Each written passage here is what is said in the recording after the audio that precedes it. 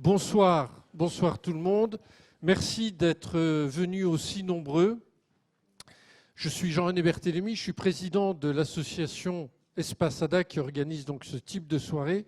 Et au nom de toute l'équipe, je suis vraiment très heureux d'accueillir ce soir deux médecins qui sont tous les deux praticiens et qui sont tous les deux très engagés dans les soins palliatifs. Alors, merci Pascal Favre, merci Jean-Marie Gomas d'avoir répondu, et on doit dire très rapidement, à l'invitation que nous leur avons adressée il y a quelques semaines. Si vous êtes un peu habitués de nos soirées, vous le savez bien, la question de la fin de vie est un sujet que nous essayons de remettre régulièrement sur la table. Nous avons ainsi reçu en 2009 le docteur Marie-Sylvie Richard, qui est Xavier, et qui était médecin à Jeanne Garnier à Paris au moment de la mise en œuvre de la loi Leonetti de 2005, loi qui, je le rappelle au passage, avait fait l'objet d'un travail parlementaire extrêmement sérieux, à tel point qu'elle avait été approuvée à l'unanimité au Parlement, ce qui est rarissime. En 2013, quelques-uns ici s'en rappellent, nous, sous l'impulsion du groupe Éthique et Santé, nous avons travaillé avec Marine Lamoureux, journaliste à La Croix, et le docteur Puy-Bassé, co-auteur du livre qui s'appelait « Euthanasie, le débat tronqué ». Et puis en 2022, nous avons reçu Erwan Lemoredec, avocat, bénévole dans une unité de soins palliatifs, pour son livre « Fin de vie en République », et le sous-titre de mémoire, c'était « Avant d'éteindre la lumière ». Et ce soir, dans un contexte fortement marqué par les très récentes annonces du président de la République, nous sommes bien décidés à poursuivre la réflexion, donc avec Pascal Favre et Jean-Marie Gomas, pour ce livre « Fin de vie, peut-on choisir sa mort ?» sous-titré « Un enjeu de civilisation ». Ce livre est paru chez Artege en 2022. Je dis que nous poursuivons la réflexion parce que ce livre apporte de nouveaux éléments.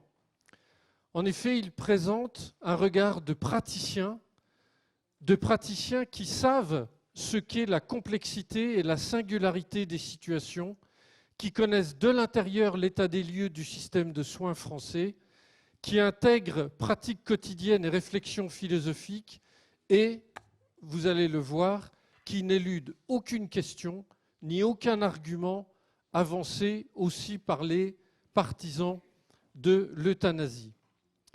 Alors, je parlais d'un contexte tout à fait particulier, puisqu'effectivement, dans une interview donnée conjointement au journal La Croix et au journal Libération, le 10 mars dernier, Emmanuel Macron, président de la République, disait, je cite, « Les mots ont de l'importance et il faut essayer de bien nommer le réel sans créer d'ambiguïté. Cette loi, nous l'avons pensée comme une loi de fraternité, une loi qui concilie l'autonomie de l'individu et la solidarité de la nation. En cela, elle ne crée à proprement parler ni un droit nouveau, ni une liberté, mais elle trace un chemin qui n'existait pas jusqu'alors et qui ouvre la possibilité de demander une aide à mourir sous certaines conditions strictes. » Et le président poursuit, « Le terme que nous avons retenu est celui d'aide à mourir parce qu'il est simple et humain et qu'il définit bien ce dont il s'agit. Le terme d'euthanasie désigne le fait de mettre fin au jour de quelqu'un avec ou même sans son consentement, ce qui n'est évidemment pas le cas ici. Ce n'est pas non plus un suicide assisté qui correspond au choix libre et inconditionnel d'une personne de disposer de sa vie. Donc ni euthanasie, ni suicide médicalement assisté. On aura sans doute l'occasion d'y revenir là-dessus. Alors je tiens aussi à préciser que, comme nous en avons l'habitude, mais j'allais dire encore plus sur ces sujets, nous sommes et nous resterons extrêmement respectueux des choix personnels et des histoires singulières. Le but de cette soirée n'est pas de donner des leçons ou de dire ce qu'il faut penser, mais le sujet est bien lié non pas aux questions que posent les personnes, mais bien aux réponses juridiques, réglementaires, législatives que la société peut et doit apporter. La loi est bien de portée générale. Il ne s'agit pas de porter un jugement sur les questions, mais bien de réfléchir aux réponses qu'on veut y apporter. Et je précise aussi que compte tenu de l'actualité sur le sujet, d'autres rendez-vous vous seront très probablement proposés, notamment par les services diocésains. Je vois que Martine est là pour le service diocésain de la pastorale de la santé, probablement aussi par le service formation du diocèse, de façon à pouvoir poursuivre la réflexion au fil des semaines. Merci encore à tous les deux pour votre disponibilité ce soir. Ceci dit, ça vous a donné la chance de découvrir les beautés de la Lorraine sous le soleil. Nous, on a l'habitude, mais voilà. Merci à l'avance de votre éclairage. Les questions sont multiples, les angles nombreux. Il faudra sans doute commencer par repréciser quelques notions, sans doute interroger des représentations et des préjugés, et puis essayer de comprendre ce qui a été dit et annoncé et qui a d'ores et déjà donné lieu à des réactions très fermes, notamment de la part des évêques de France.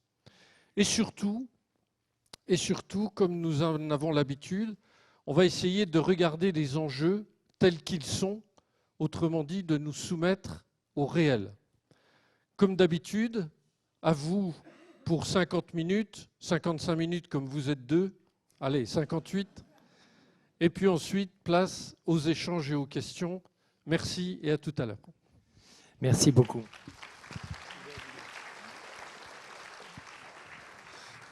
Merci beaucoup pour cette invitation. Oui, on est extrêmement content de venir partager avec vous notre expérience, nos réflexions. Et je vais commencer par deux nouvelles, une bonne et une mauvaise. Enfin, peut-être qu'elle sera bonne finalement. La bonne nouvelle, on ne finira pas en retard, hein, mais la bonne nouvelle, c'est que nous venons ici comme des cliniciens, des chercheurs, des experts sur le sujet, paraît-il, et nous ne chercherons pas du tout ce soir à vous faire changer d'avis ou à vous convaincre de quoi que ce soit. En ce moment, beaucoup de violence dans les débats montrent que les gens sont acharnés à faire changer l'autre et à le faire adhérer de force à ses idées. Notre but ici ce soir n'est pas du tout celui-là, parce que ça, c'est l'impact individuel. Chacun d'entre vous a la liberté de penser ce que vous voulez, y compris après tout ce qu'on aura expliqué devant vous. En revanche, nous, on se place sur un plan un peu plus collectif.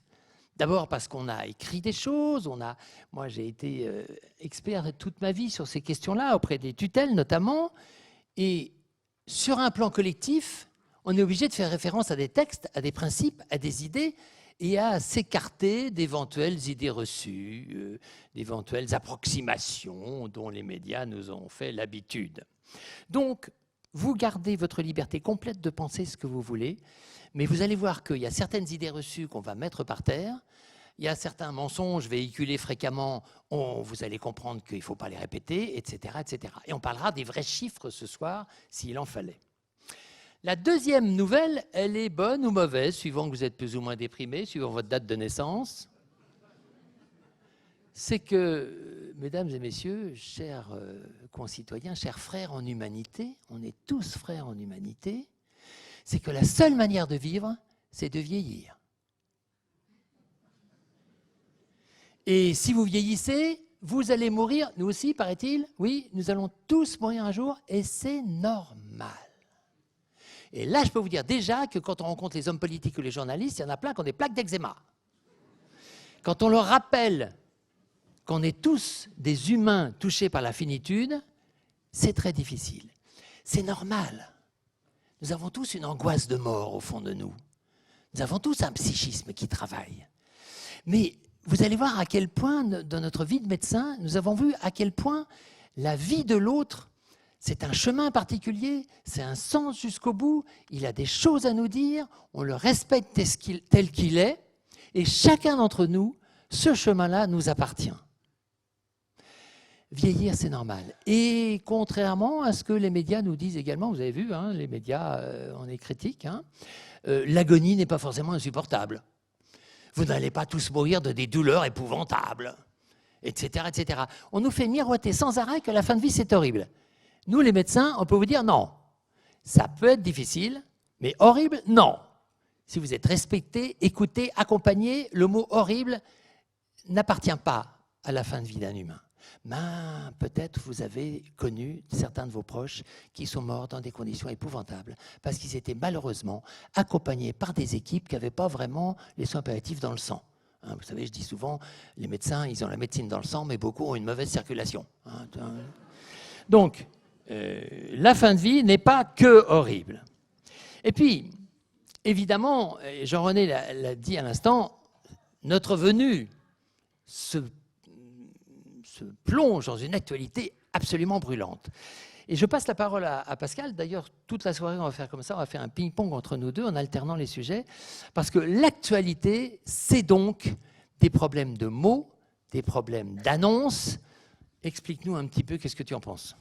Donc j'imagine que les uns et les autres, vous avez entendu le discours de notre président très récemment pour annoncer ce projet de loi qui est actuellement... Peut-être. Ça va ? Oui. Donc le discours de notre président pour annoncer ce projet de loi qui est actuellement sur le bureau du Conseil d'État. Nous avons eu le texte, en plus de son discours, nous avons eu les détails du texte qui, nous ne rentrerons pas dans tous les détails ce soir et nous a inquiété plus d'un titre. Nous développerons quelques éléments seulement, mais le premier problème nous semble être celui du vocabulaire. C'est-à-dire, comme il a été dit tout de suite, le président refuse d'employer les mots d'euthanasie et de suicide assisté au prétexte que ce ne serait pas la bonne définition. Bon, c'est quand même une définition qui est reconnue à peu près partout, que l'euthanasie, c'est vraiment, nous allons le détailler plus loin, c'est vraiment un tiers qui provoque la mort de quelqu'un avec un effet immédiat, que le suicide assisté, c'est la personne qui se donne la mort. Bon. Le président n'aime pas les mots, il l'a dit plusieurs fois, donc sous prétexte qu'il ne les aime pas, il les efface. Nous ne savons pas trop ce qu'en fera le Conseil d'État. C'est assez compliqué de déterminer juridiquement ce qu'est un acte quand il n'est pas dénommé et encore moins défini. D'une manière plus inquiétante, en fait, le problème des mots a commencé sur notre question. Le problème des mots a commencé avec l'avis rendu par le Comité consultatif national d'éthique, le fameux avis 139, qui a employé l'expression d'aide à mourir. L'aide à mourir pour confondre dans le même mot, dans la même expression, à la fois euthanasie et suicide assisté, comme si ces deux choses étaient tout à fait identiques. Or, le modèle donné par les pays étrangers nous montre qu'il s'agit de deux modalités de mort provoquée qui, dans la pratique, se révèlent très différentes. Quelques pays ont dépénalisé l'euthanasie, certains depuis longtemps, puisque la Hollande et la Belgique l'ont dépénalisé depuis 2002, le Canada plus récemment, puisque c'est 2016, l'Espagne plus récemment encore, puisque c'est il y a 2 ans. Les autres, dans tous les autres pays qui ont accepté une forme de mort provoquée, qui est le suicide assisté, l'euthanasie reste un meurtre. Et je crois que c'est quand même important, dès le départ, de clarifier cette situation. Donc quand on parle d'aide à mourir, avec en plus la connotation très particulière de cette expression, dès lors qu'on emploie le mot « aide », c'est une connotation positive. On attend quelque chose d'éminemment positif et en plus soutenu par un médecin, ce qui lui donne encore plus d'effet rassurant, si on peut dire. Il ne faut quand même pas oublier que l'aide médicale à mourir ou l'aide active à mourir ou l'aide à mourir tout court, puisque toutes les formules ont été employées, c'est soit l'euthanasie, soit le suicide assisté. Pour ceux qui sont intéressés particulièrement par les mots, je viens de publier dans le cadre de la Fondation pour l'innovation politique qui s'appelle Fondapol, un texte assez fourni sur le décortiquage du vocabulaire et vous pouvez y avoir accès simplement en allant sur ce site. Je te laisse. Acte 1, scène 2. Définition. Qu'est-ce que c'est que l'euthanasie et qu'est-ce que n'est pas l'euthanasie ? L'euthanasie n'en déplaise à M. Macron ou à notre ministre Vautrin, c'est défini, c'est une définition reconnue par le comité d'éthique, par le Centre national de la fin de vie, par tous les pays d'Europe. C'est l'acte d'un tiers qui enlève la vie d'un malade. C'est-à-dire, c'est quelqu'un qui vous tue. Alors même ce mot-là chagrine beaucoup de gens parce que c'est un mot très violent. Et oui, Monsieur le Président, enlever la vie de quelqu'un d'autre, ça s'appelle tuer. N'en déplaise à beaucoup de craintes. Marina Carrère-Dancos, avec qui j'ai fait mes études, on se connaît bien, la journaliste célèbre, a encore dit récemment sur un plateau de télévision « Ah, mais il faut arrêter de dire que l'euthanasie, c'est tuer l'autre. » Mesdames et messieurs, qu'est-ce que c'est d'autre? Je vous rappelle que l'euthanasie, c'est tuer l'autre en 5 minutes. Si vous mettez des heures à être euthanasié, c'est que vous êtes entre les mains d'une équipe de bras cassés. Et vous n'avez plus le temps de changer en général. L'euthanasie, je rappelle à ceux qui ne sont pas des professionnels de santé, et je ne vous en veux pas, c'est une piqûre pour vous mettre dans le coma en quelques minutes, inconscient, ça veut dire dans le coma, non réveillable, et une deuxième piqûre qui arrête votre cœur. L'euthanasie, c'est 5 minutes. C'est pas des heures, c'est pas des jours, c'est pas le champagne à la main, c'est... Vous voyez ce que je veux dire? Donc, l'euthanasie, c'est l'acte d'un tiers qui enlève la vie d'un malade, qui le demande à rajouter le Centre national de la fin de vie. Mais pendant 30 ans, l'euthanasie était définie par quelqu'un, un acte d'un tiers qui enlève la vie d'un malade, qui le demande ou qui ne le demande pas. On rentre là dans des finesses et des subtilités plus compliquées. Et qu'est-ce que n'est pas l'euthanasie? Alors là, tout de suite, il faut vraiment définir ça parce que vous entendez beaucoup de choses, par exemple Lynn Renaud. Lynn Renaud qui nous dit régulièrement « je ne veux pas qu'on me prolonge ». Mais alors personne n'a envie de prolonger Lynn Renaud, d'une part. Pas plus Lynn Renaud que Pascal, que Jean-René, que moi. Pour 2 raisons. D'abord parce que nous respectons Lynn Renaud et que comme tout être humain, elle n'a pas à être prolongée, car la prolonger, ça serait de l'acharnement thérapeutique et c'est interdit depuis 2005. Lynn Renaud est une formidable actrice, mais elle ne connaît pas bien les textes. Donc quand elle nous dit « je ne veux pas qu'on me prolonge, donc je suis pour l'euthanasie », c'est 2 erreurs. 1, on ne la prolongera jamais, et 2, ça n'a rien à voir avec l'euthanasie, qui est l'acte délibéré d'entraîner la mort de l'autre. Donc, l'euthanasie, cet acte immédiat, ce n'est pas plusieurs choses dont vous entendez régulièrement des confusions. Je m'explique. L'euthanasie, ce n'est pas le traitement morphinique.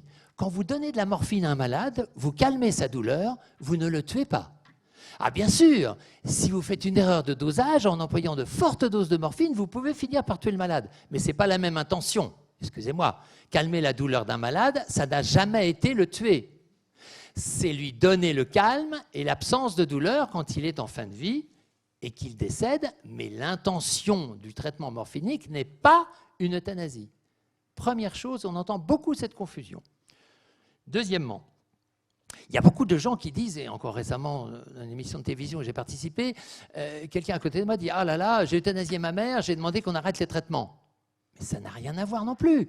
L'arrêt d'un traitement inutile, c'est bien si c'est inutile ou si c'est dangereux. C'est pour ça qu'on a défini dans la loi de 2005, avec M. Leonetti, l'interdiction de l'acharnement thérapeutique. On ne fait pas un traitement inutile pour rien. Et quand quelqu'un est en train de mourir et que le traitement qu'on lui donne est soit inutile, soit délétère, dangereux, ben c'est bien de l'arrêter. L'arrêt des traitements devenus inutiles, c'est une bonne chose, c'est l'éthique des soins la plus aboutie et ça n'a rien à voir avec l'euthanasie qui est tuer l'autre. Vous voyez, encore une confusion qu'on entend beaucoup. Et puis, troisième point, quelque chose de très fréquent aussi, et qui a été colporté par des grands philosophes qui n'ont jamais vu de malade, mais qui disent des choses là-dessus, c'est qu'ils confondent l'euthanasie et la sédation profonde. Vous avez entendu parler, je vois quelques personnes qui ont un nystagmus vertical dans la salle, vous allez dire donc vous êtes d'accord avec moi, la sédation profonde et continue maintenue jusqu'au décès.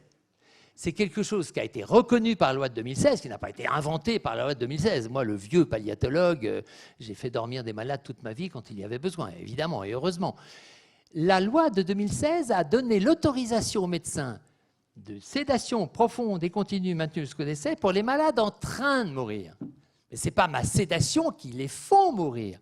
Ils sont en train de mourir et je leur permets le calme et l'absence de douleur et l'absence de conscience de la douleur, puisque je les mets dans le coma, et je les laisse décéder à l'heure naturelle de leur mort, et au moins ils n'ont pas mal, et ils n'ont plus la sensation de cette souffrance insupportable. C'est ça la sédation profonde. Donc vous voyez bien que l'intention n'est pas du tout d'enlever la vie du malade qui est en train de mourir à cause de sa maladie, c'est de lui donner le calme.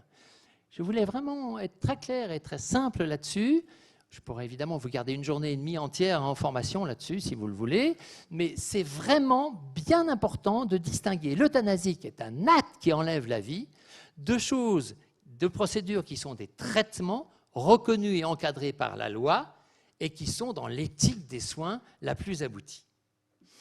Le problème, c'est que l'euthanasie qui a été donc dépénalisée dans plusieurs pays étrangers, où Pascal a été interviewé des gens, on a beaucoup travaillé là-dessus, eh bien, les règles sont bien difficiles à respecter. Et je lui passe la parole.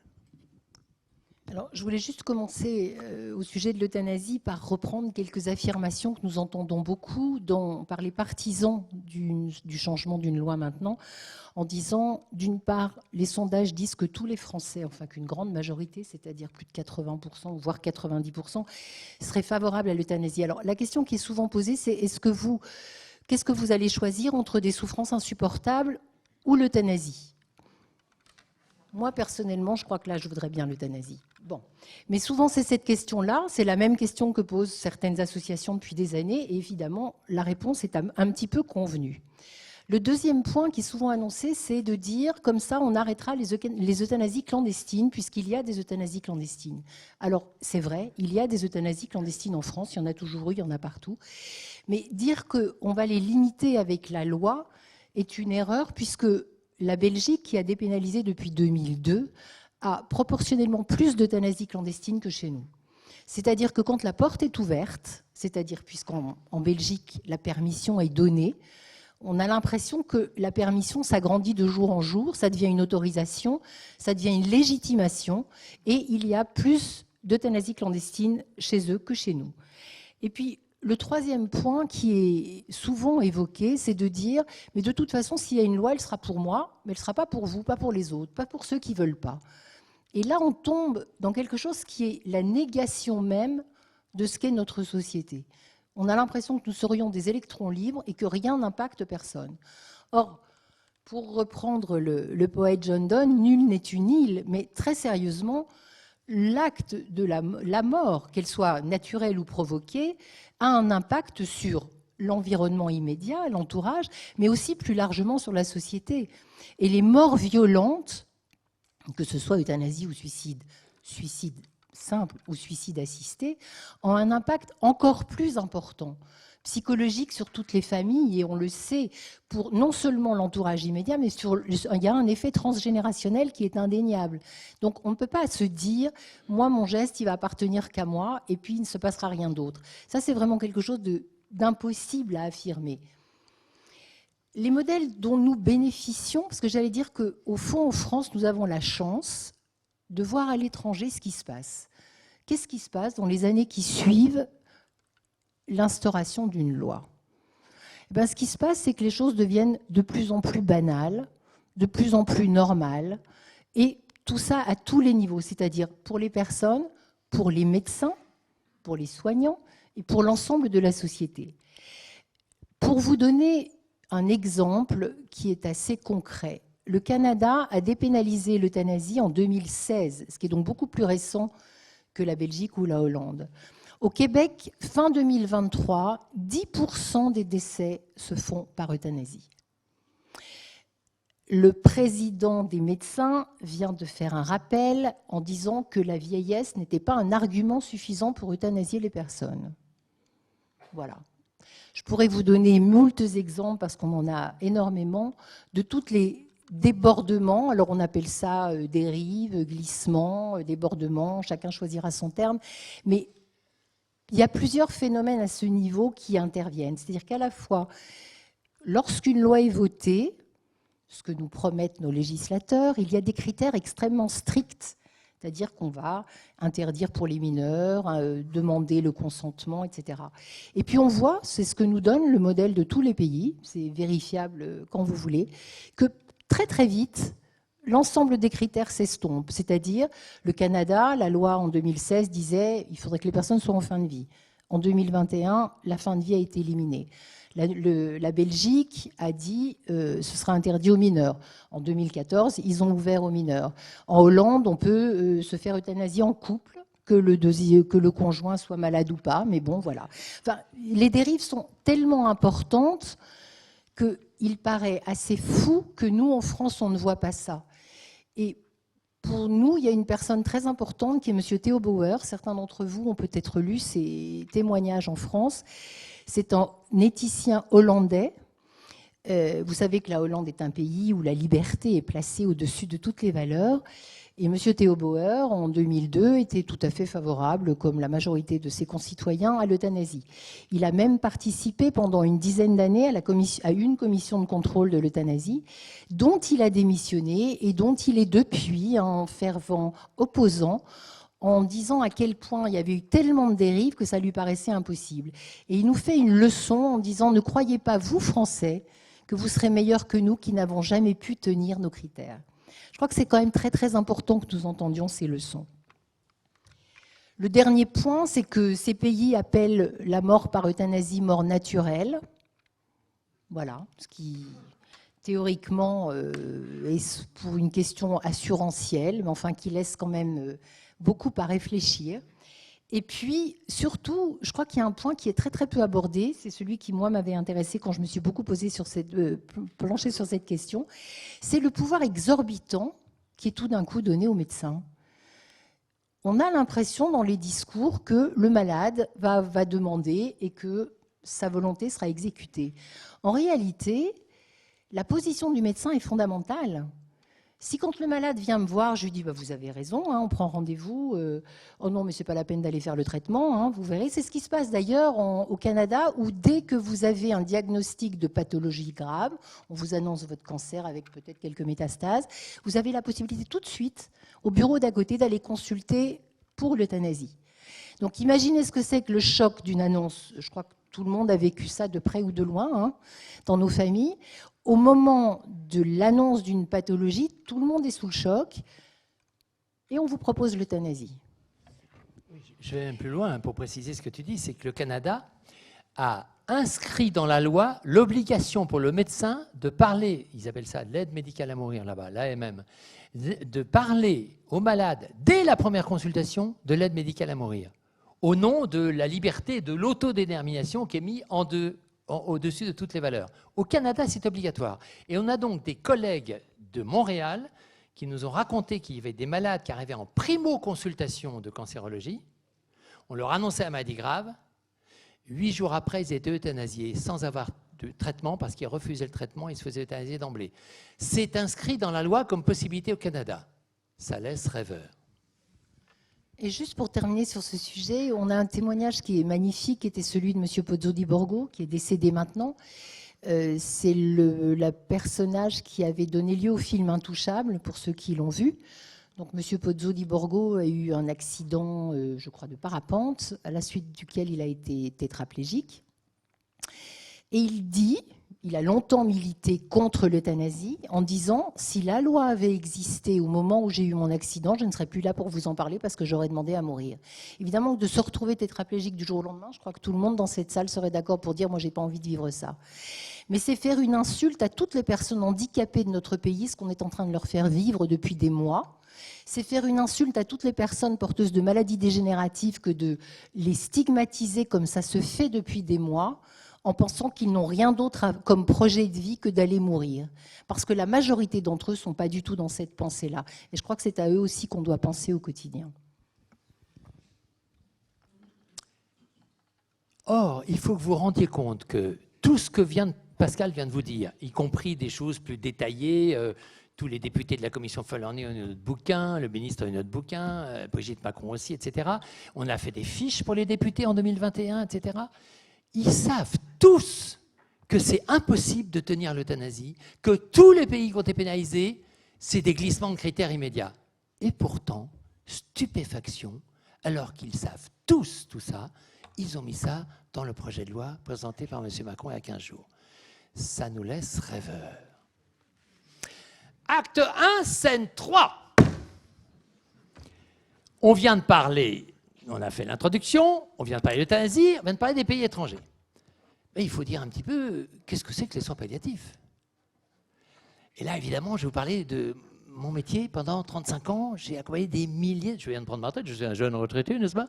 J'ai accompagné des milliers de malades, quelquefois difficiles, bien sûr, quelquefois parfaitement bien calmés, bien sûr, et je pourrais vous en parler pendant des heures. Juste résumé.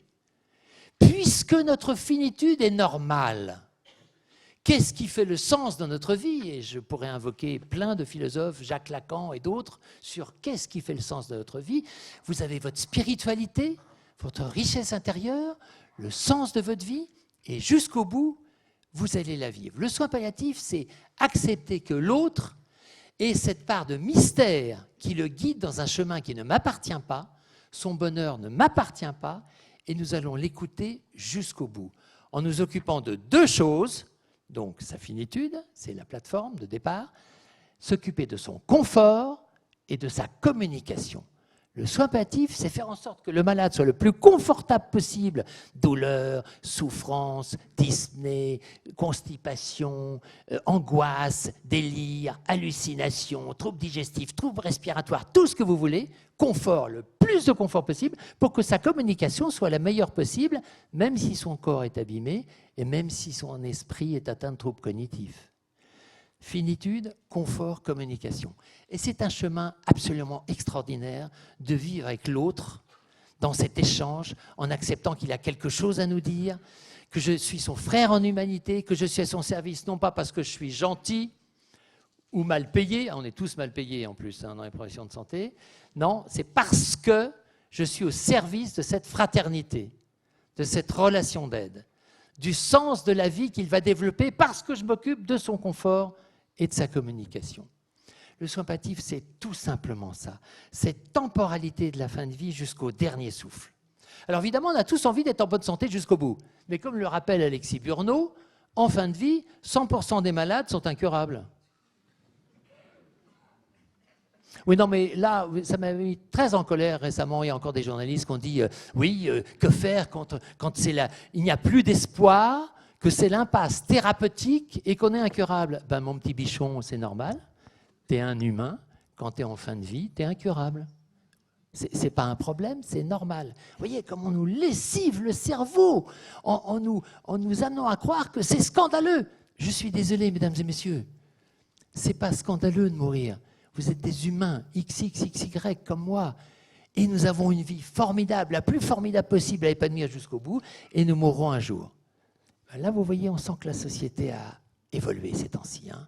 On entend des discours complètement différents sur le sens de la vie. Parce qu'il y a de l'ambivalence au fond de chacun d'entre nous. Il y a des difficultés à vivre. La vie n'est pas simple. Et accepter cette complexité, cette ambivalence, accepter avec humilité ce chemin parfois difficile, c'est ça qui fait qu'on crée dans les soins palliatifs, qu'on essaie de trouver les bonnes solutions jusqu'au bout pour que le malade vive du mieux qu'il peut jusqu'au bout. Vous voyez, je pourrais vous garder plus longtemps sur les soins palliatifs, mais c'est juste pour faire cette espèce d'école du respect de l'autre, où la dignité est forcément respectée. On ne peut pas mourir dans l'indignité, hein. Les conditions peuvent être indignes si vous êtes entre les mains d'une équipe qui ne sait pas calmer votre douleur. Mais nous sommes tous dignes. On ne peut pas mourir indigne.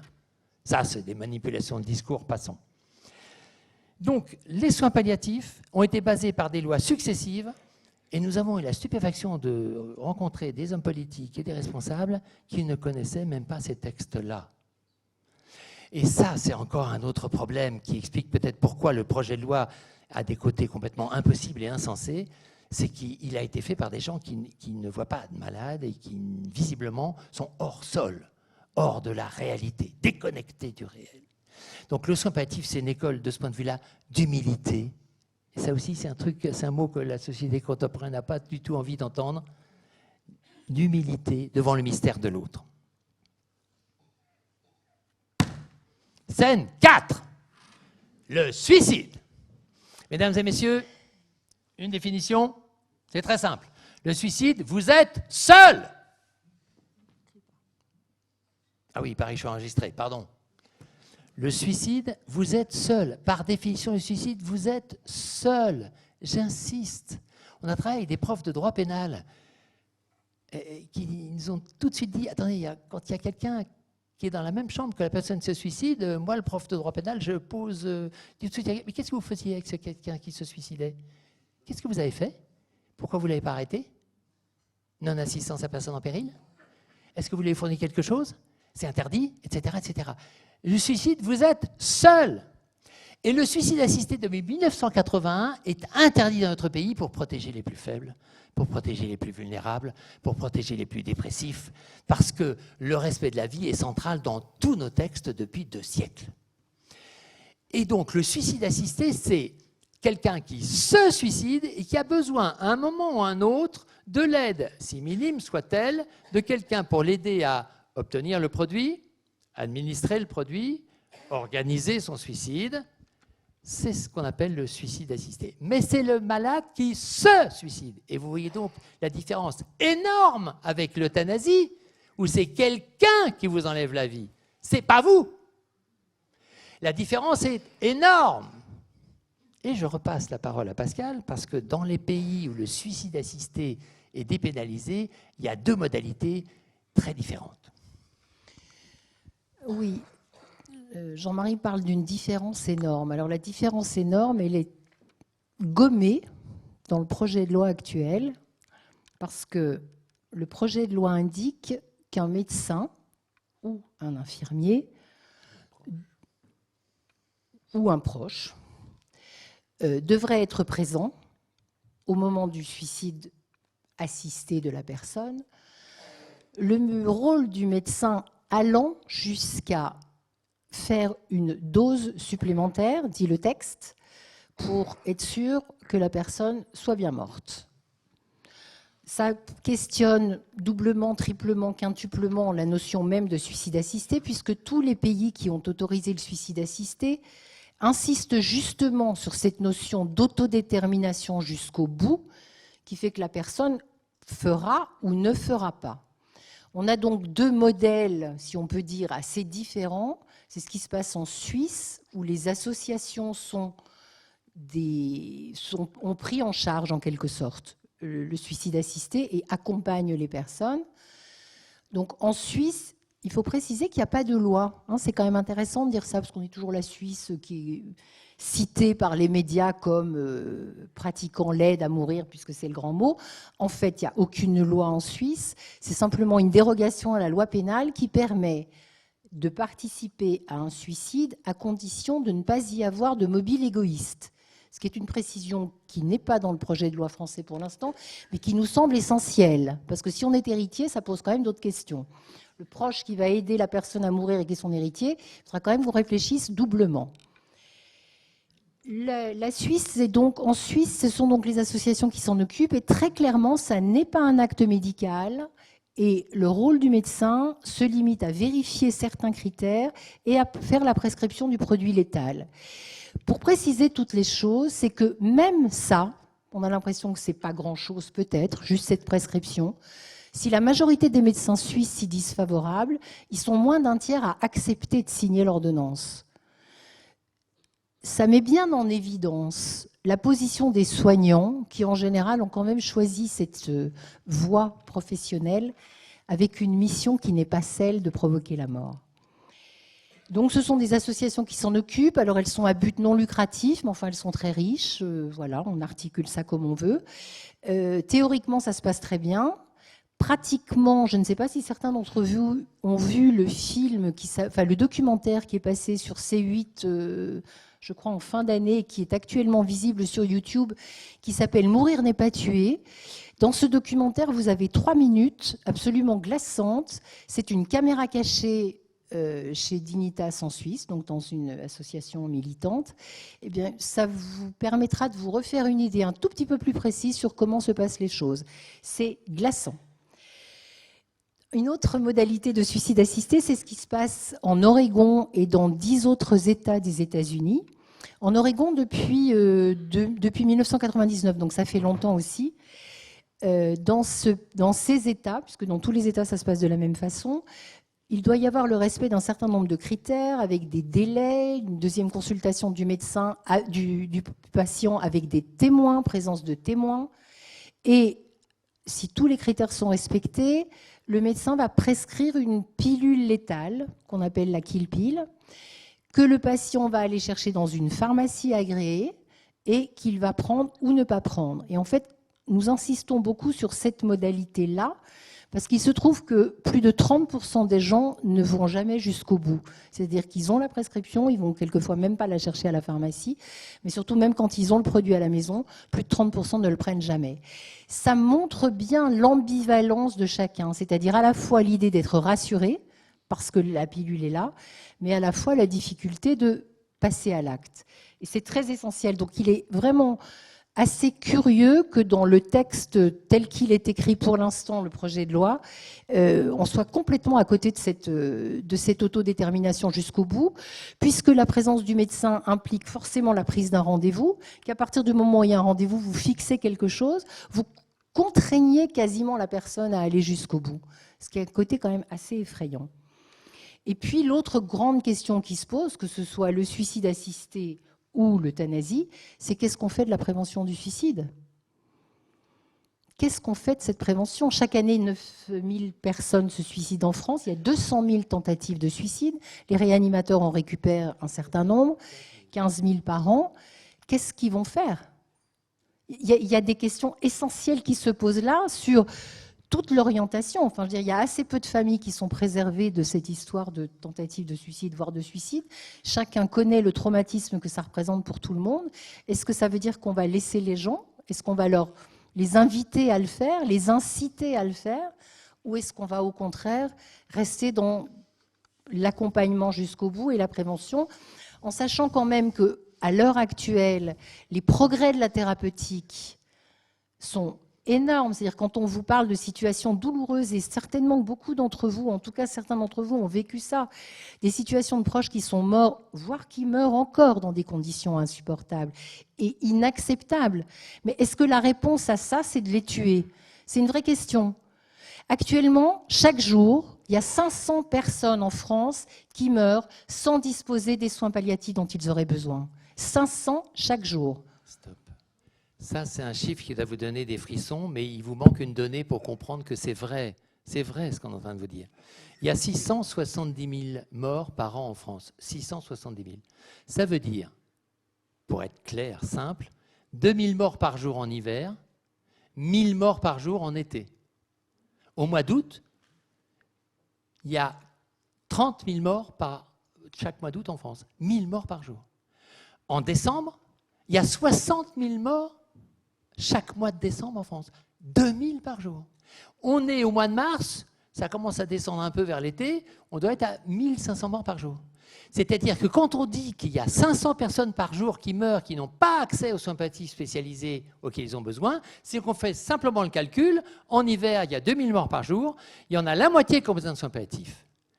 Il y en a à peu près la moitié de ceux-là qui l'ont. Donc ça fait 500 personnes qui n'ont pas accès aux soins palliatifs. Qu'est-ce qu'ils vont faire, ces gens-là, qu'on laisse dans des douleurs ou des souffrances mal contrôlées, quand ils sauront qu'ils peuvent avoir accès à la mort programmée, qui en plus va être remboursée par la sécurité sociale ? Qu'est-ce qu'ils vont faire ? C'est ça le problème. Eh bien, sachez que nous l'avons dit au ministre, ça. Nous l'avons dit au ministre. Et qu'est-ce que vous allez faire de la prévention du suicide et qu'est-ce que vous allez faire pour ces malades-là ? Quand je l'ai vue, elle m'a dit, nous allons réfléchir. Eh bien, on voit comment c'est réfléchi vu le projet de loi. Alors avant de terminer sur le suicide assisté, on parle beaucoup de l'exception d'euthanasie puisqu'elle fait partie du projet de loi. Le projet précisant que pour certaines personnes qui ne pourraient pas se suicider, il y aurait une exception d'euthanasie. Alors, s'il y a des juristes dans la salle, ils savent que l'exception d'euthanasie, c'est compliqué. Légiférer sur une exception, ça avait déjà fait couler beaucoup d'encre dans un avis précédent du comité consultatif d'éthique, mais bon.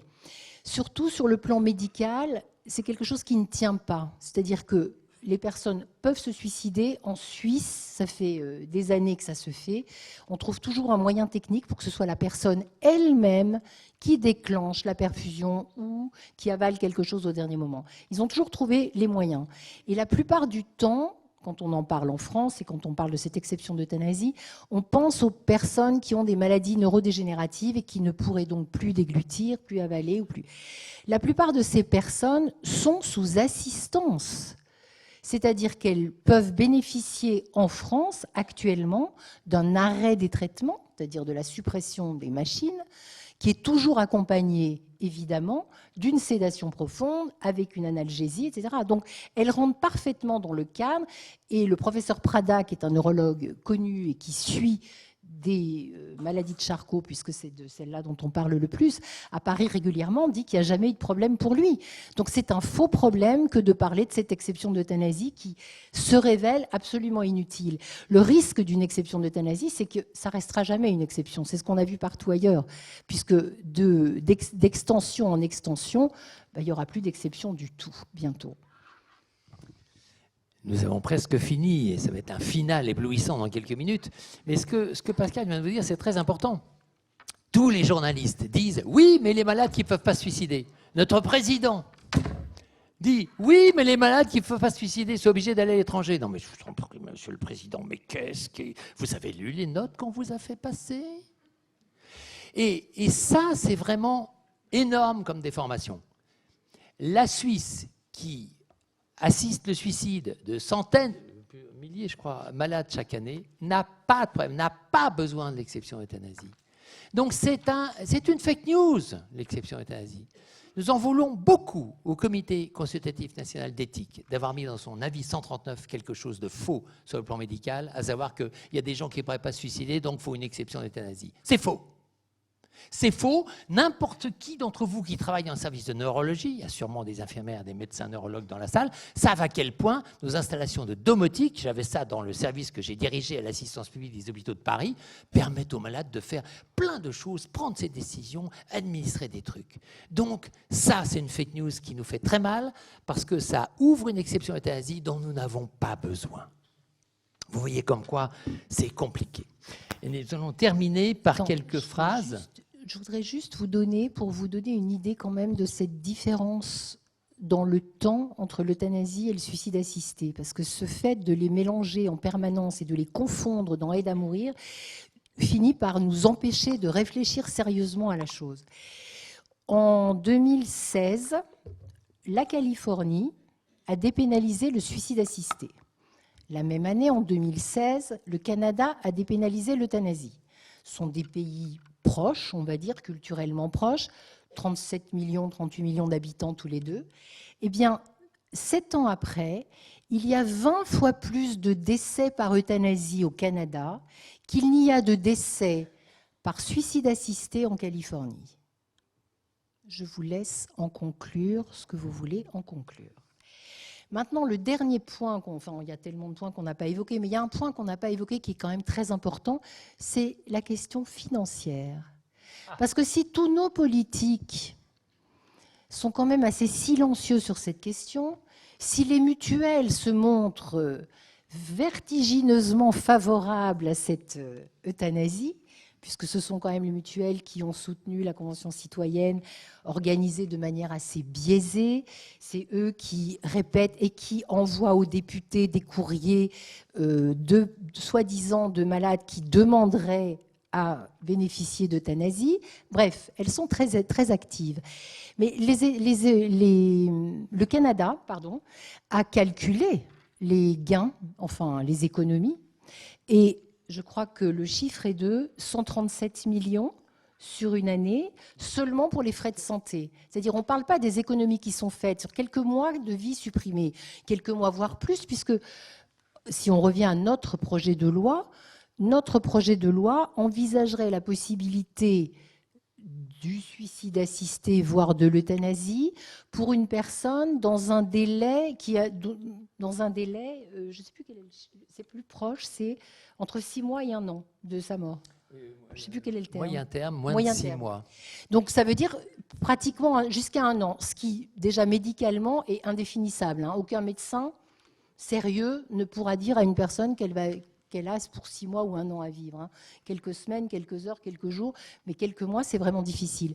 Mais les économies sont donc à la fois sur le plan de l'assurance santé, des retraites qu'on ne payera pas, etc., etc. Il faut voir les sommes considérables. Je crois que vous avez tous entendu là où en était notre dette. Donc il y a une vraie question à se poser sur l'avenir des personnes âgées. La loi sur le grand âge est passée à la trappe, comme si ça avait beaucoup moins d'importance. Donc il faut vraiment voir les enjeux de manière extrêmement globale, et je crois que c'est important de rappeler que toute loi, si demain une loi est votée, toute loi est générale, toute loi est normative, c'est-à-dire qu'elle s'inscrit dans une normalité de fonctionnement, et certaines lois deviennent incitatives, ce qui doit quand même nous faire doublement, triplement, fondamentalement réfléchir. Voilà ce qu'on voulait partager avec vous un petit peu. C'est le résumé de beaucoup d'années de travail. On a parlé d'une manière très tonique, militante. Vous avez senti notre passion à certains moments, j'espère. Le livre qu'on a écrit, il est écrit plus bien élevé, plus calmement. Pascal, qui a une plume très très calme, a réécrit beaucoup de mes phrases, par exemple, vous voyez. Donc c'est un livre, surtout c'est un livre extrêmement documenté, c'est un des livres sur le sujet actuellement des plus documentés, les plus explicatifs. Et encore, vous avez la version courte, parce qu'on avait fait une version longue de 450 pages. Et l'éditeur nous a dit, non là franchement vous exagérez, 450 pages sur l'euthanasie c'est trop. Donc c'est une version courte, digeste, de 250 pages, où vous retrouverez des explications et des développements des idées qu'on a lancées de manière un peu brutale ce soir.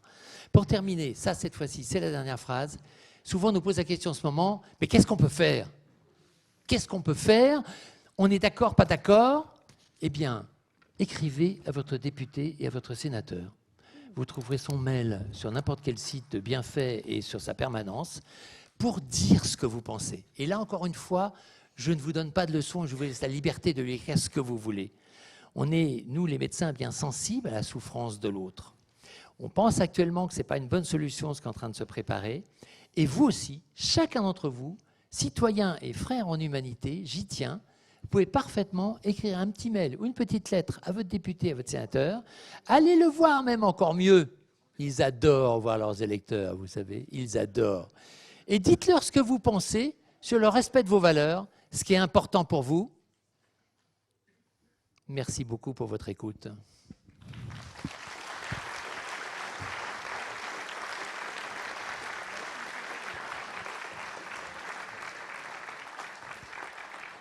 Merci.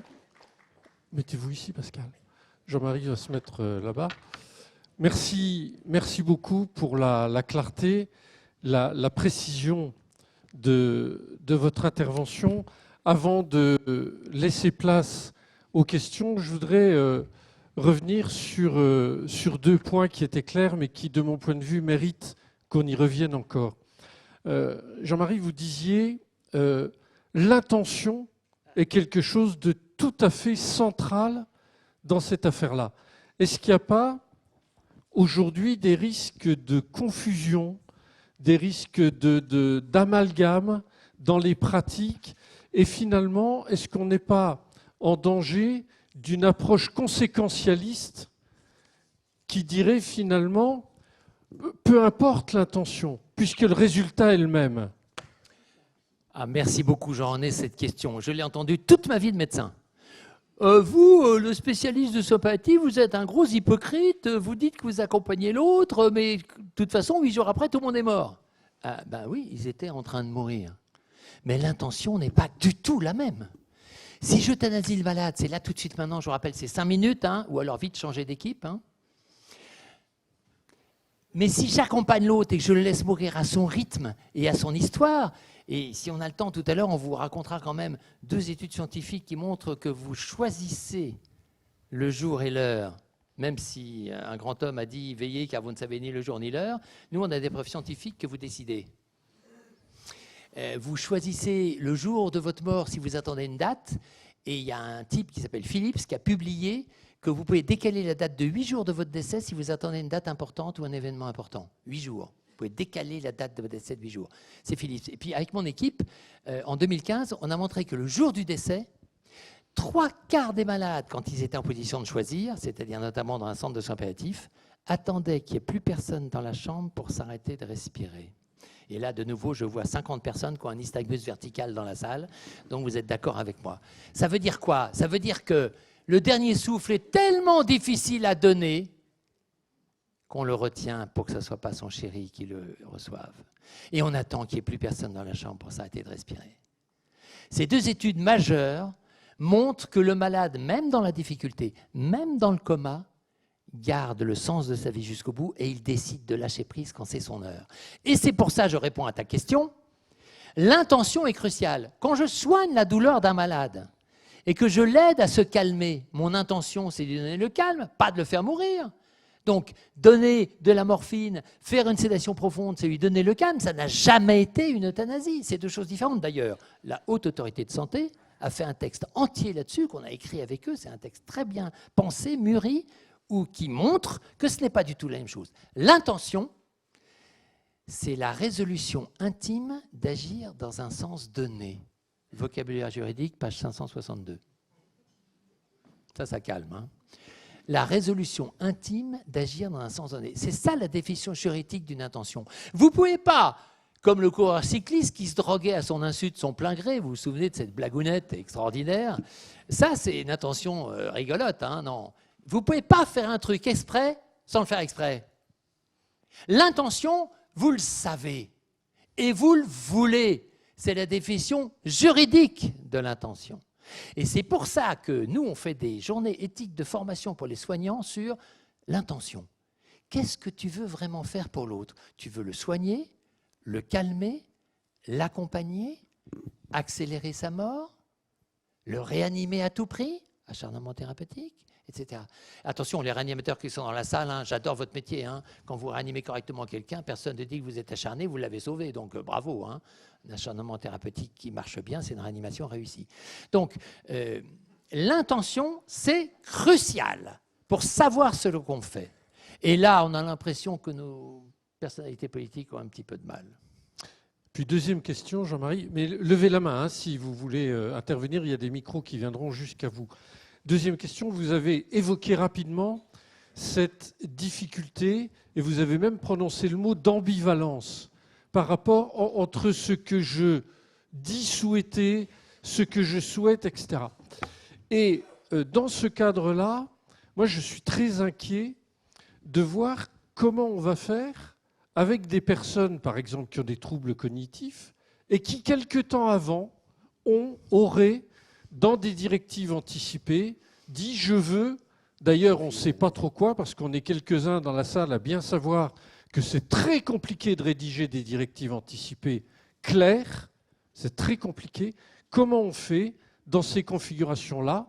Parce que ce que je veux aujourd'hui en bonne santé et ce que je voudrais, et AI ou AIS, le moment venu, peut considérablement évoluer. On va répondre avec le modèle, une fois de plus, que nous avons, puisque la Hollande pratique l'euthanasie depuis longtemps. Et la situation s'est présentée plusieurs fois par des personnes qui avaient, avant d'avoir un déclin cognitif, dit le jour où j'aurai une maladie d'Alzheimer, etc., etc., je souhaite être euthanasié. Sauf que quand ces personnes ont la maladie d'Alzheimer, arrivées à un certain stade, c'est devenu une autre personne. C'est plus la même personne. Elle n'a plus du tout envie d'être euthanasiée. Donc il y a eu des questions assez terribles, puisqu'on a parlé en Hollande, et vous trouverez ça facilement, de coffee-euthanasie, c'est-à-dire qu'on a fait avaler des sédatifs à la personne pour qu'elle ne se débatte pas, parce que certains se sont débattus, ne voulant plus être euthanasiés. C'est quand même assez inquiétant. Et dans le même ordre d'idées, dans un récent congrès médical qui avait lieu à Paris, un médecin canadien, puisque le Canada avait envisagé de dépénaliser l'euthanasie pour les personnes atteintes de maladies mentales en mars 2024, mais devant la résistance, cette fois assez farouche, du monde médical, c'est repoussé jusqu'aux prochaines élections en 2027, je crois. Mais cette consoeur canadienne nous disait qu'ils étaient en train de se questionner pour savoir s'il faudrait attacher les personnes pour pouvoir le faire. C'est dire à quel point la maladie transforme la personne, mais n'importe quelle maladie, pas seulement les maladies mentales. Toutes les maladies transforment et font faire un cheminement qui fait qu'on pense autrement. Et la plupart des demandes d'euthanasie qui sont faites aujourd'hui, c'est-à-dire de personnes qui se disent favorables, c'est fait par des personnes bien portantes, qui ont peur, et quelquefois très légitimement, puisqu'elles ont vécu des expériences chez des proches qui étaient terrifiantes, mais on traduit là notre propre peur de ce qui pourrait nous arriver, notre propre peur d'être diminué un jour, de ne plus pouvoir faire. Sauf que quand on en est là, eh bien, on fait l'expérience aussi que les choses deviennent différentes et qu'on accepte de vivre avec un certain handicap. On dit que 20% de la population française porte un handicap. Dès qu'on avance en âge, on a certaines difficultés et qui sont des handicaps qui invalident plus ou moins. Mais il y a une adaptation qui se fait, il y a une acceptation qui se fait, même si incontestablement, certaines personnes continuent à souhaiter mourir. Et ça, ce sera aussi quelque chose à entendre. Je voudrais... oui, simplement, encore une question, Jean-Marie ou Pascal. Lorsque vous avez évoqué les plus fragiles, j'aime beaucoup moi, cette expression, je crois, de Claire Fourcade, quand elle dit « Certes, personne ne sera obligé de recourir à l'euthanasie, mais tout le monde sera obligé de l'envisager. Oui. Et du coup, je suis une personne âgée dans un EHPAD, je vois bien qu'il n'y a pas assez d'aide-soignante, je vois bien que mes enfants sont loin, qu'ils ont du mal à venir me voir, qu'il y a trop de travail. Et que ça coûte 60 000 € par an. Cette vulnérabilité-là, elle est quand même très importante. C'est le problème du fardeau.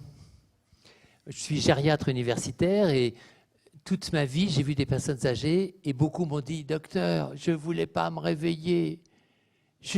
Et vous vous rendez compte, mes enfants, mais ils ont toute leur vie à mener. Je ne voudrais plus être là. » Alors, quelquefois, très excédé, je dois vous avouer que j'ai fait un truc pas sympa. Quand j'étais généraliste au 19e siècle, il y a plusieurs dames qui, régulièrement, à chaque visite à domicile, me disaient « Ah, je ne voulais pas me réveiller, je veux mourir, je veux mourir. » Un jour, je l'ai fait plusieurs fois, j'aurais pas dû, pardon, excédé. J'ouvre ma valise, je dis « Ah, ça tombe bien, j'ai tout ce qu'il faut aujourd'hui. » Bon, alors, on va y aller dans 5 minutes. Quoi, docteur? Ah non, pas aujourd'hui. Non, attendez, on me la fait pas, moi, le vieux généraliste. Donc, ça aussi, c'est l'ambivalence. Mais ceci dit, ça, c'est une blague presque. Enfin, c'est une blague. Il ne faut jamais se moquer de la souffrance des gens, jamais se moquer de leur désespoir. Ça, c'est une règle en médecine. Et quand quelqu'un vous dit « j'en peux plus, docteur, j'en peux plus », c'est à écouter, c'est à accompagner, c'est à prendre en compte, parce que ça a du sens pour elle, et c'est souvent un appel au secours, pas une demande de passage à l'acte. Très rarement une demande de passage à l'acte, mais toujours un appel au secours. Donc, cette histoire de fardeau, on voit bien à quel point ça monte dans la société. On a de plus en plus de personnes âgées qui nous disent « l'EHPAD coûte 60 000 € par an, mes enfants, ils ont autre chose à faire, mon capital est dit, et ils sont en train d'attaquer leurs économies, c'est épouvantable, il faudrait mieux que je m'en aille. » Il y a quand même des exemples dans les pays qui ont dépassé l'euthanasie où il y a des gens qui sont passés à l'acte pour ne plus être un fardeau auprès de leurs enfants. Et je vous rappelle qu'il y a certaines lois terribles, dont celle de Belgique, pour lesquelles ils ont été condamnés d'ailleurs, n'obligent pas le malade qui se fait euthanasier à prévenir ses enfants. Alors, ce n'est pas dans notre projet de loi en France. J'espère qu'on n'en arrivera pas là. Mais c'est quand même assez terrifiant comme peine familiale et comme dramatique traumatisme pour les générations qui suivent. Donc, le fardeau, ça nous réinterroge sur l'histoire familiale, le transgénérationnel. Qui je suis pour l'autre? Qui je suis pour mes collatéraux, pour mes ascendants, pour mes descendants? Qu'est-ce que ça veut dire de notre civilisation si on met un coup de canif dans la solidarité qui est le lien entre chacun d'entre nous? Pascal, tout à l'heure, a dit cette phrase du poète anglais « Nul homme n'est une île ». Nous ne sommes pas seuls. Même si on voudrait disparaître, ça va toucher autrui. Et je vous rappelle qu'un suicide, c'est 3 générations de traumatisme psychique. Un suicide réussi, un suicide de quelqu'un qui est malade et qui se suicide, c'est 3 générations de traumatisme psychique qui suivent derrière. Il y a des études là-dessus que je ne conteste pas. Donc, quand une société accepte qu'un couple se suicide, alors que l'un n'est pas malade, mais que l'autre ne veut pas vivre sans l'autre et l'autre ne veut pas vivre sans l'autre, qu'est-ce qu'on dit du message de la civilisation? Qu'est-ce qu'on envoie comme message aux gens fragiles? Ça nous interroge au plus profond d'entre nous, au plus profond de ce qu'on veut. D'ailleurs, chacun d'entre nous avons des enfants, des petits-enfants, vu votre tête, et même peut-être des arrière-petits-enfants pour certains. Et je vous respecte en disant ça, mais je suis médecin, excusez-moi, je suis clinicien. Quand le dernier petit vous a dit entre la poire et le fromage, enfin entre la Mirabelle et le fromage, normal, on est en Lorraine, papy, tu ne vas pas mourir. Qu'est-ce qu'on lui a répondu? tais-toi, je t'ai pas demandé de donner la parole, et puis finis ta Mirabelle. Ou bien ce qu'on dit, ben oui, tu sais, papy, il n'est pas éternel. Qu'est-ce qu'on a répondu ce jour-là? Qu'est-ce qu'on a introduit comme finitude de notre amour parental? Qu'est-ce qu'on a fait vivre à l'autre de notre humanité qui se termine par l'infinitude? Et c'est normal, même si ça ne nous fait pas plaisir. Je sais, ça ne me fait pas plaisir non plus. Je vous le dis tout de suite, d'avoir des maladies chroniques. Ah, vous le demandez, ben, j'ai un diabète. Merde, voilà. Eh bien, ça ne m'arrange pas. Eh bien, je vis avec. Et mon sens de la vie, il est coloré par cette maladie chronique. Il y en a d'autres d'entre vous qui ont sûrement des maladies chroniques beaucoup plus ennuyeuses. Votre sens de la vie vous appartient. Vous n'êtes pas un fardeau. Nous sommes en lien. Une question, oui. Est-ce que vous pouvez vous lever quand vous posez la question? Parce que d'ici, on ne voit pas qui parle et on ne voit pas si vous avez des petits-enfants, des arrière-petits-enfants. Donc... Je suis pneumologue à la retraite. À 30 ans, j'ai eu une très grave maladie. J'ai vraiment frôlé la mort. Et je suis à 100% pour les données de la loi Claes-Leonetti. Il y a deux choses qui me perturbent. C'est le manque de soins palliatifs en France et aussi pour des médecins qui soit ne méconnaissent ou s'opposent à la loi. Ma question est pour le peu nombre de personnes qui refusent les soins palliatifs.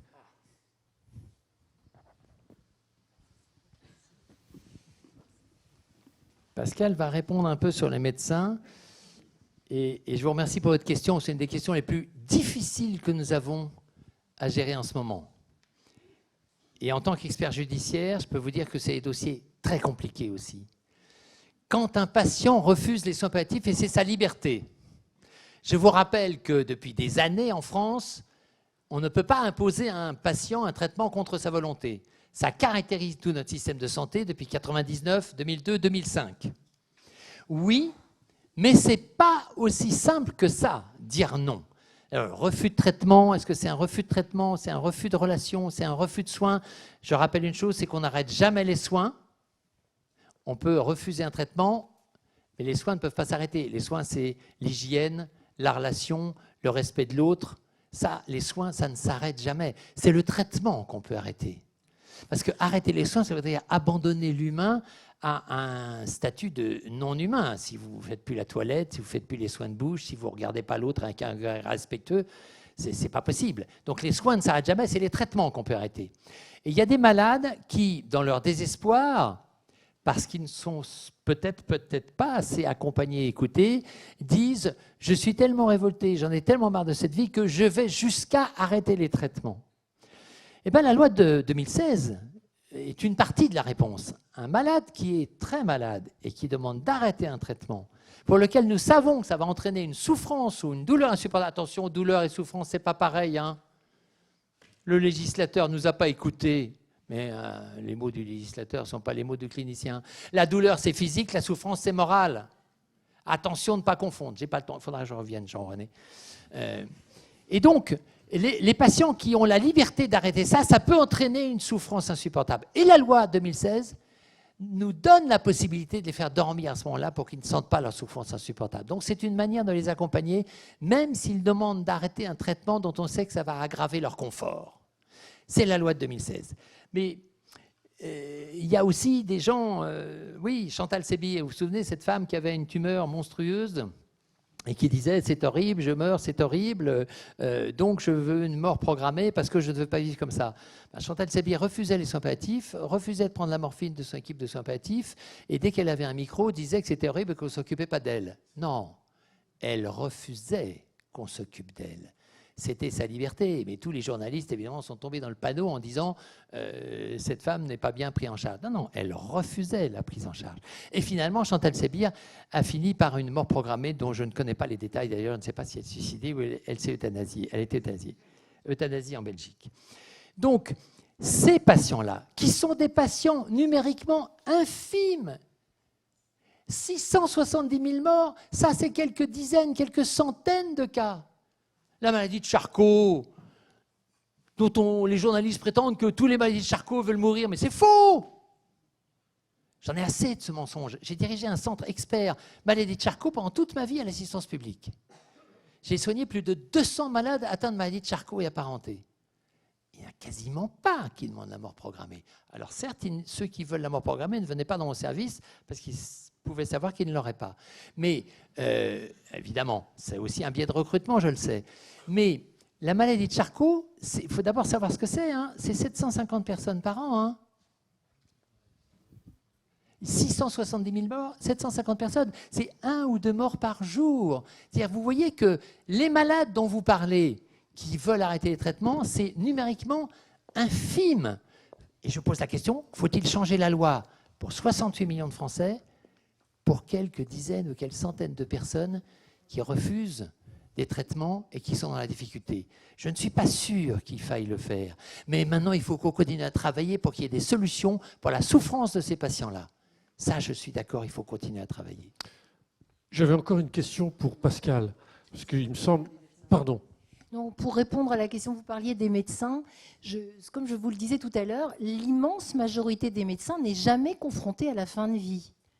Donc quand certains médecins disent qu'ils sont favorables à l'euthanasie ou pourquoi pas, moi j'aurais pu faire partie de ces médecins-là quand j'ai commencé à travailler. Et on peut tous changer d'avis dès qu'on s'intéresse à la question. Et je crois que c'est vraiment intéressant de voir ça. C'est-à-dire, c'est pas parce qu'on est médecin qu'on sait ce que ça veut dire une fin de vie. Seuls on va dire les gériatres, les cancérologues pour un certain nombre d'entre eux, bien sûr, les médecins de soins palliatifs, les réanimateurs avec des situations radicalement différentes. Chez les réanimateurs, la plupart du temps, la question qui se pose, c'est un arrêt des traitements. Et là, souvent, ce sont les familles qui demandent à ce qu'on continue. Il y a plus d'actions en justice de familles qui demandent la poursuite des traitements que l'inverse. Ça aussi, il faut le savoir. Donc, c'est vraiment très, très important de savoir qu'au fond, peu de personnes, peu de pourcentage du monde médical connaissent vraiment cette question. Et je crois qu'il faut vraiment s'intéresser et mesurer les enjeux, non pas seulement au niveau individuel, mais au niveau collectif, pour se dire, bah oui, j'ai changé d'avis sur l'euthanasie. Je me rends compte que c'est bien différent de ce que je pouvais imaginer.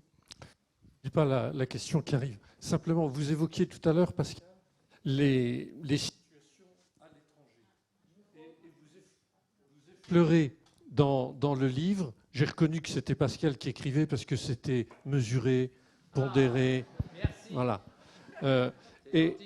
Et la question des pays, je pense à la Belgique et à la Hollande, pour être tout à fait clair, où on ne peut pas revenir en arrière.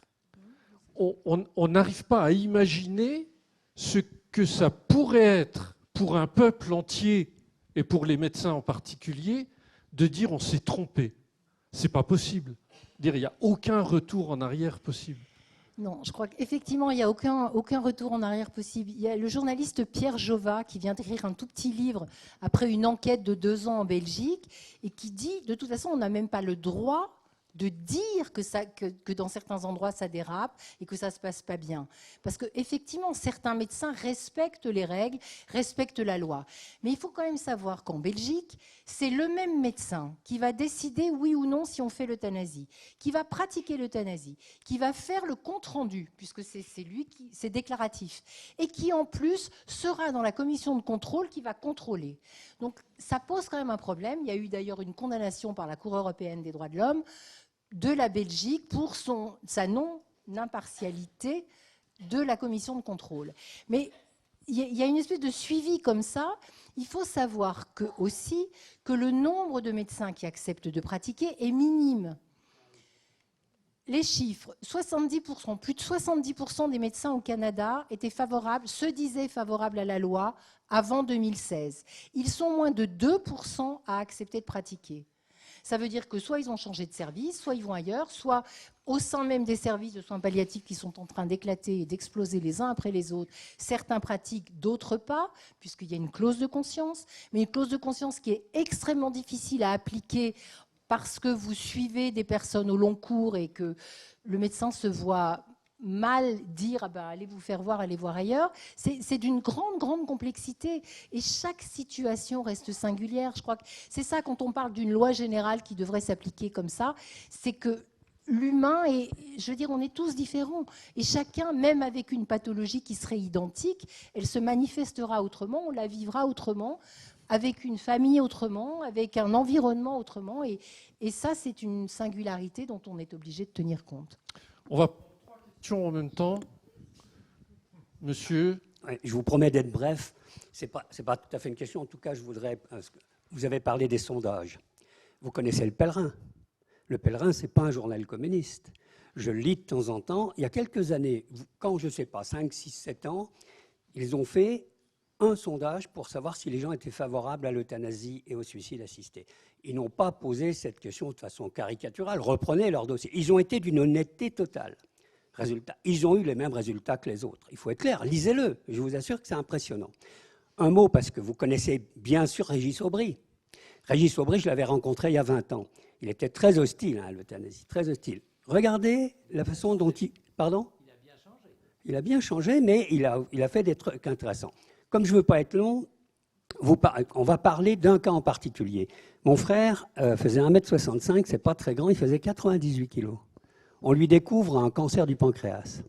Lui, il a une totale confiance dans les toubibs, d'autant qu'il a un pote qui est toubib. Il finit par un moment en soins palliatifs à domicile.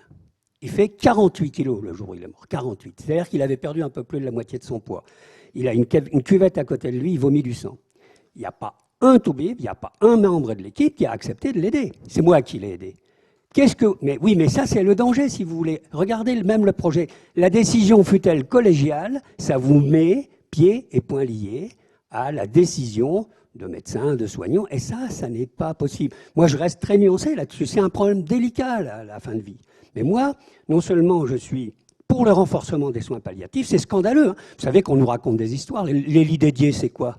Le lit de soins palliatifs, c'est pas un matelas et un sommier, c'est des gens derrière. Or, on ne les a pas. Donc, il faut renforcer les soins palliatifs. Mais ça veut dire qu'il faut que chacun puisse choisir soins palliatifs, euthanasie, suicide assisté.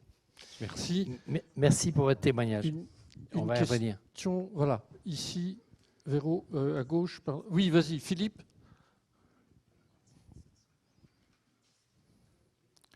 Allô, allô ? Non, Philippe, ça ne marche pas. On va peut-être prendre la question de monsieur ou de madame, là. Attendez, le micro arrive, madame. Non, allez-y, restez debout, le micro arrive. Oui, mais moi je voulais parler. Mais vous n'aviez pas levé la main. Si, je levais Ah, pardon. Voilà. Désolé, madame.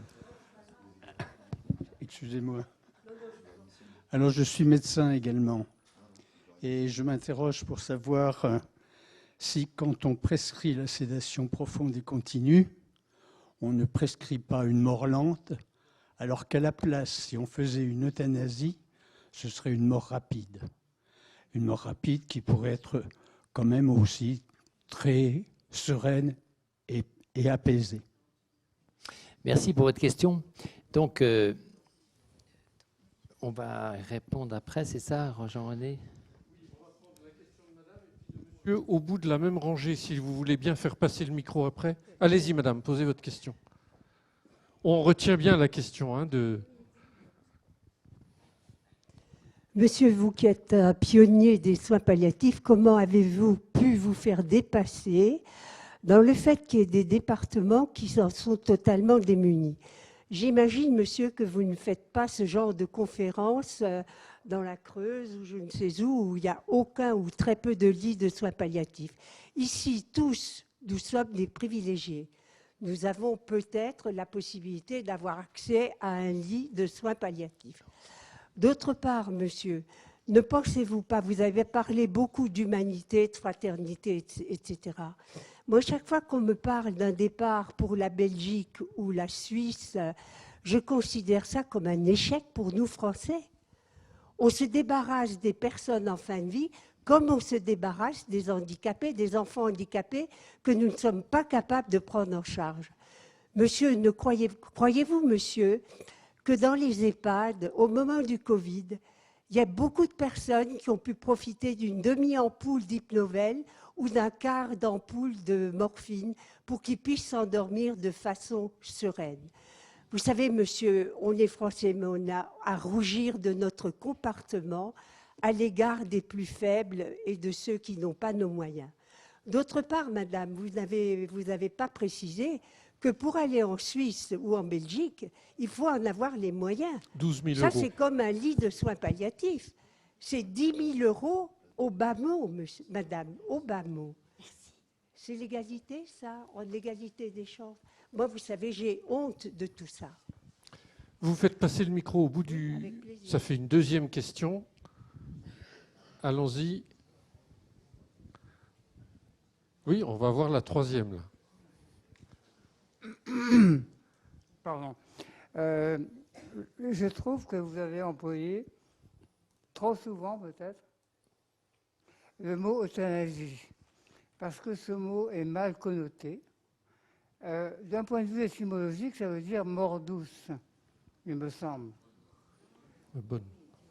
Et de toute façon, pour ceux qui sont partisans comme moi de l'amélioration de la loi Claes et Leonetti, on sera exigeant sur les conditions, à savoir la généralisation des directives anticipées, le respect de ces directives, et il n'est pas question de forcer les choses. Celui ou celle qui veut avoir une mort lente on aura toujours la possibilité. Et moi-même qui ai travaillé un peu avec des gens qui travaillaient dans un service de soins palliatifs, j'ai été admiratif de leur formation et de leur humanité. Et donc, il faut développer ces services au maximum. Néanmoins, si on arrive à en avoir un par département, ce sera déjà pas mal. Donc, il faut inciter à créer des lits de soins palliatifs dans les longs séjours, dans les services de médecine des petits hôpitaux, etc. Parce que la médecine palliative, c'est quand même pas très compliqué. Hein, donc,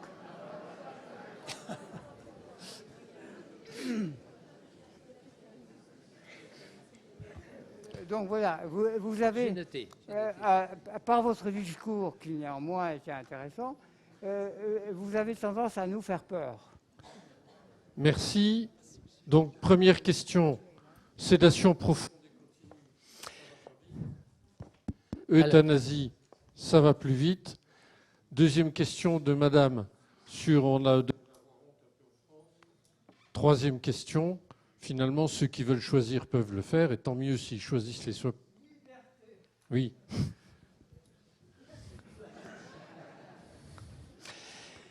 Vous pensez bien que dans notre position, la liberté ne nous fait pas peur. Et moi, quand on voit accompagner 6000 malades jusqu'à leurs derniers instants, ça a toujours été mon mantra de respecter la liberté de l'autre. Au cœur d'une civilisation, au cœur d'un lien, au cœur d'une intention. Et là, chers confrères, vous dites la mort rapide avec l'euthanasie, la mort prolongée par la sédation profonde, c'est pas du tout ça.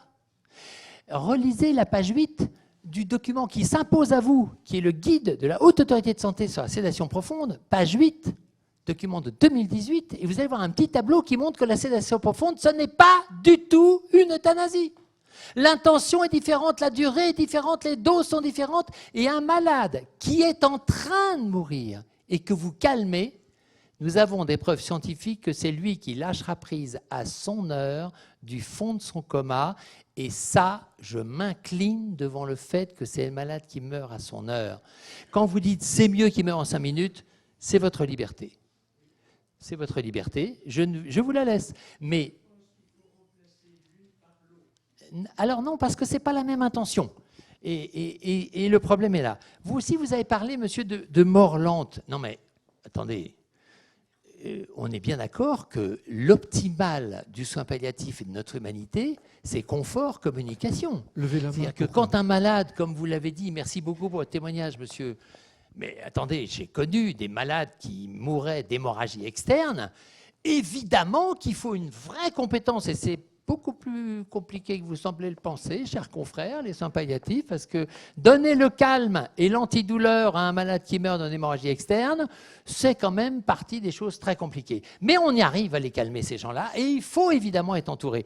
Alors c'est sûr que quand ça se passe à domicile à une heure imprévue, ça peut être très compliqué. Mais j'entends bien que ça, c'est une souffrance qui marque l'inconscient collectif. D'ailleurs, dans mes cours, je parle des 4 grandes peurs de l'inconscient collectif. On a tous peur de mourir seul, étouffé, dans le sang et dans le coma. C'est des grandes peurs de l'inconscient collectif.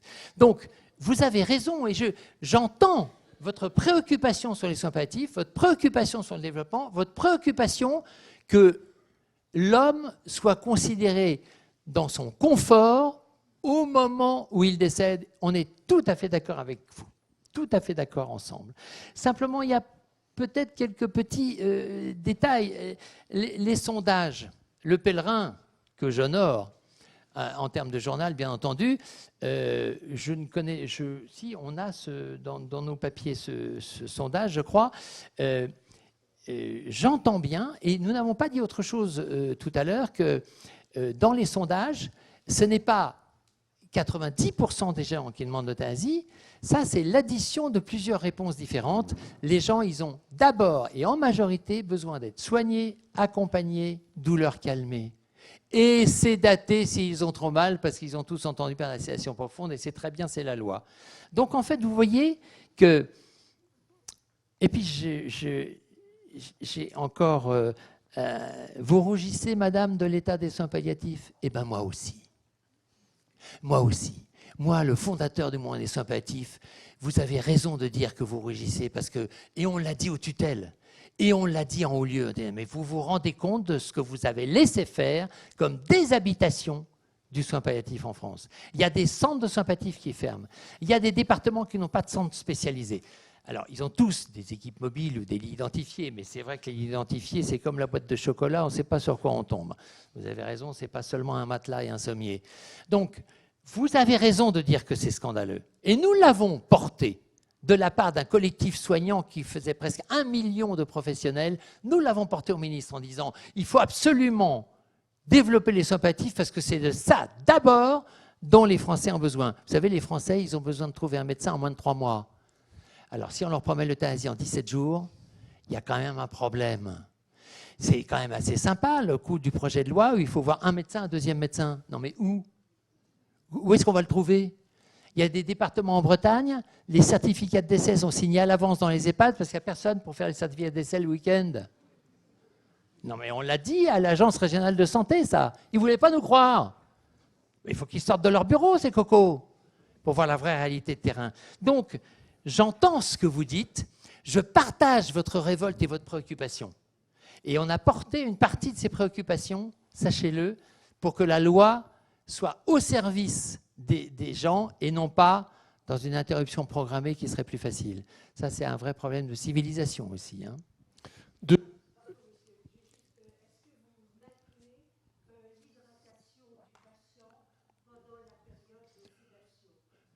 Oh, madame, là, nous rentrons dans la technique compliquée, là. Chère madame, ça tombe bien. Je ne sais pas si mes explications vont être compréhensibles pour tout le monde. Pour faire simple, quand un malade est en sédation profonde, ça veut dire qu'il est en train de mourir, qu'on n'arrivait pas à lui donner le calme, donc on le met dans le coma pour qu'il meure tranquillement, puisque c'est lui qui lâche prise, je vous rappelle, même du fond de son coma, et il ne sent plus sa souffrance et sa douleur insupportable. Donc, dans ces moments-là, puisqu'il est en train de mourir, on sait que l'hydratation ne lui est pas d'un grand secours, voire même peut être néfaste parce qu'il peut s'encombrer. Donc, oui, madame va dans des détails, je reconnais là votre expérience. Mais même en sous-cutané, ceci dit, allez, il arrive qu'on laisse des petites hydratations pour calmer l'angoisse familiale, mais ça n'empêche pas le malade de décéder. Et il ne faut surtout pas qu'il s'encombre. C'est publié depuis 1987, on est en 2024, ça fait 50 ans qu'on a publié qu'il fallait hydrater le moins possible le malade pour qu'il ne s'encombre pas, parce qu'il ne sentait pas. L'inconfort n'est pas dû à la déshydratation. Tout tout ça est publié. Il ne meurt pas de déshydratation, hein, il ne meurt pas de faim et de soif. C'est une mauvaise blague, ça. Merci beaucoup. Question au fond, je rappelle que Raphaël Alluin, qui est le patron du service de soins palliatifs à Nancy, au CHU, disait ici même, il y a 2 ans, que sur 3 patients qu'il aurait besoin d'accueillir, il ne peut en accueillir qu'un. Voilà. Un, et nous sommes bien dotés, disiez-vous, à Nancy. 1 sur 3.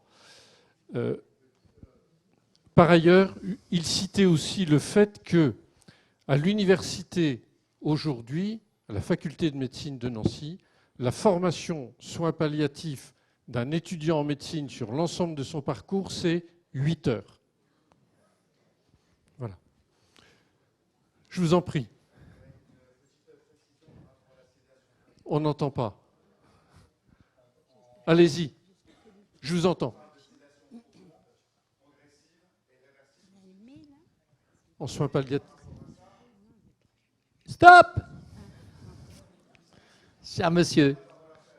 Non, merci pour votre question. Non, mais d'emblée, votre question ne colle pas. La sédation profonde, par définition, elle est toujours maintenue jusqu'au décès. Sinon, ce n'est pas une sédation profonde qui rentre dans la loi Claes-Leonetti. Les sédations réversibles, les sédations transitoires, ce n'est pas la loi Claes-Leonetti. Ce n'est pas du tout le même contexte législatif. Ah, il faut que je vienne une journée entière pour ça, hein. Chiche. C'est clinique. La sédation transitoire et réversible d'un malade qui a besoin qu'on le fasse dormir une demi-heure pour un pansement compliqué, une hémorragie externe ou un truc comme ça, c'est de la médecine, c'est les recommandations déjà prévues. Il n'y a pas besoin d'invoquer la loi Claes-Leonetti qui ne parle que des malades qu'on va mettre en sédation profonde jusqu'à leur décès parce qu'ils sont en train de mourir et qu'ils sont dans des souffrances insupportables. C'est 2 types de sédation complètement différentes. Elle n'est pas profonde, celle qui est réversible. Et c'est... Yes.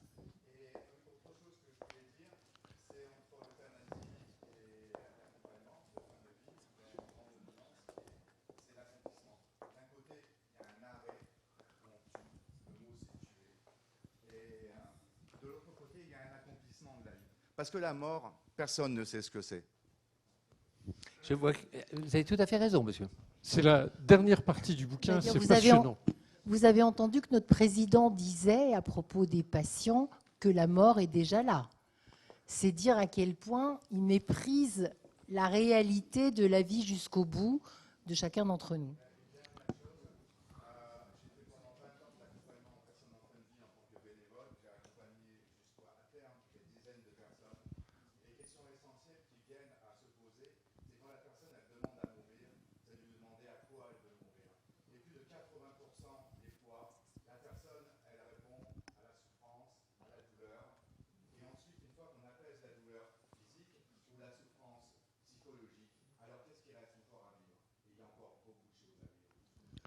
Merci beaucoup Philippe, de ce tu as témoignage. été privé de micro tout à l'heure.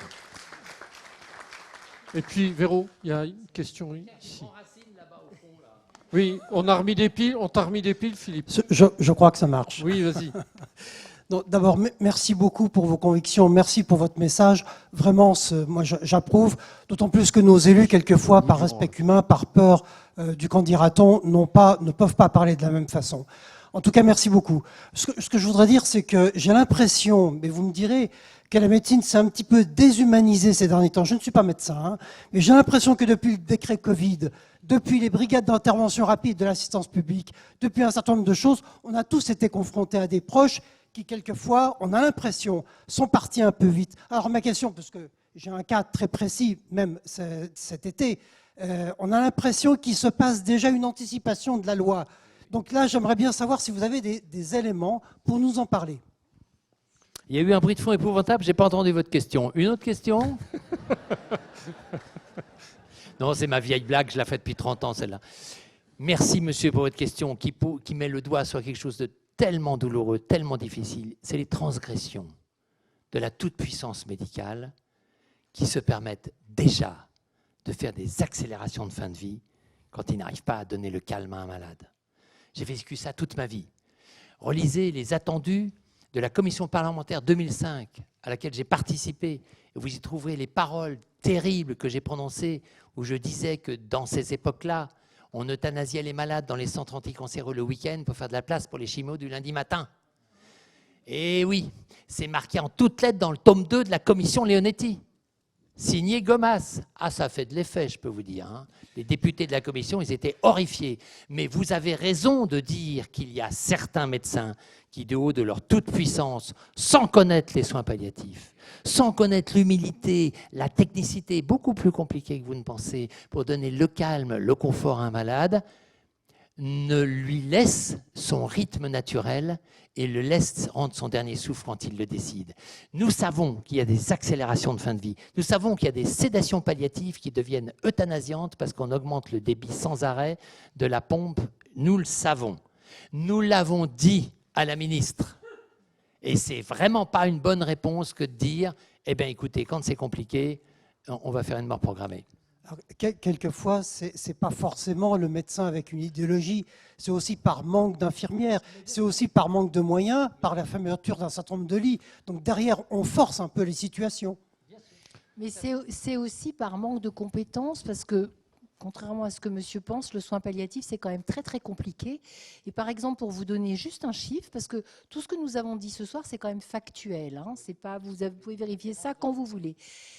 En Belgique, moins de 8% des médecins qui pratiquent l'euthanasie sont formés aux soins palliatifs. Alors, si vous n'êtes pas formé aux soins palliatifs, vous ne savez pas proposer forcément autre chose. Je sais pas si on est, ça glace le sang. Hein. Une dernière, moins de une dernière 8% question. des médecins. Pardon Jean-Marie. Une dernière question, allez-y.